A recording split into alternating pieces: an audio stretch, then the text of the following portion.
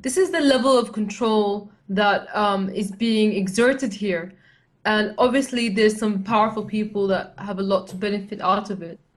It's many tentacles, and they plough deep into several different issues.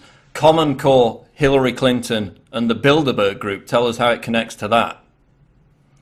Well, one of the powerful people in the establishment is Hillary Clinton, and she's basically using this big push of third wave feminism to try to promote her presidential campaign in 2016. Pretty soon they'll be saying, if you don't vote for Hillary Clinton, then you're a woman-hating misogynist, and just like they're doing with gamers. So basically, this is the kind of way that she wants to become president. Just as Obama, was using the whole black man issue to become president. Yeah, criticism of Obama was characterized as racist in the early days of his campaign. They played that card over and over again. So Hillary's going to do the same with the sexist card. And then we also have ties to Common Core, which actually Hillary Clinton is also tied to with the foundation of Common Core. Tell us about how it connects to Gamergate.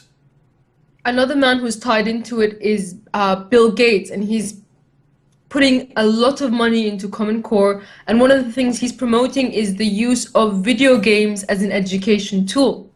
And it also, Common Core, if you look at the questions coming out, you'll see a lot of cultural Marxist ideals being injected into the education system. And there's no doubt that these video games as an re-education tool will also feature them.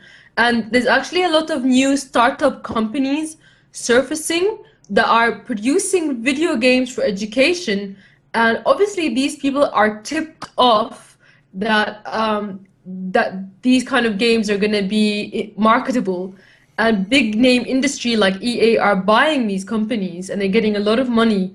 And what's eventually going to happen is that the American people are going to be taxed to subsidize these game companies, and the cash is going to be justified as an education expense. Basically, they're going to float these video game companies because they see a crash coming ahead. And you might say that games like Zoe Quinn's Depression Quest, they are very bad, and even though they're being promoted, you don't have to play them.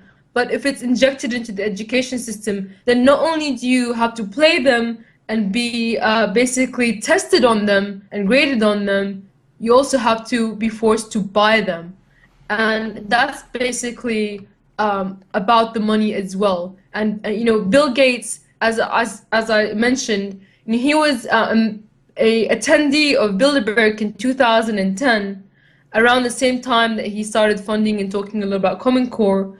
And another individual who is related to Gamergate scandal that was actually the CEO of a company called UBM that owns the game journals that attacked gamers and said that gamers should die. At the center of the scandal, he attended Bilderberg as well, twice in 2012 and 2013. So clearly some very high up individuals acting here.